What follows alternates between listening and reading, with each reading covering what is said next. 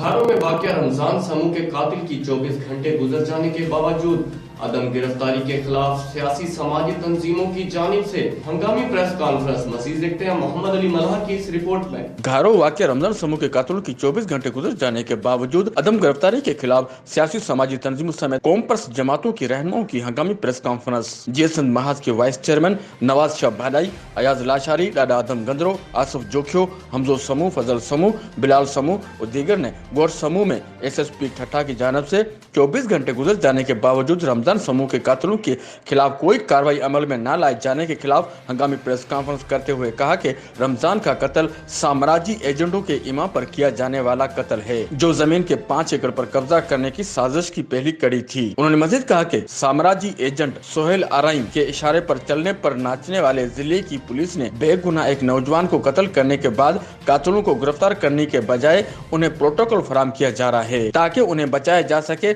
उन्होंने कहा कि कातिलों की अदम गिरफ्तारी इस बात का सबूत है कि एसएसपी ठट्ठा नाअहल है। उन्होंने मजीद कहा कि मज़कूरा कत्ल एक सोची समझी साजिश के तहत किया गया है ताकि मकतूल के वालिद के नाम 5 एकड़ जमीन के टुकड़े को हटाया जा सके, जिसके पीछे छुपी साजिश को बेनकाब करना होगा। शहीद रमजान समूह के कत्ल के खिलाफ 21 फरवरी को घारो, 22 को साकरो और 23 फरवरी को गाड़ो में भूख हड़ताल का ऐलान किया गया है। कैमरा टीम के साथ मोहम्मद अली मल्हार, राज न्यूज़, घारो।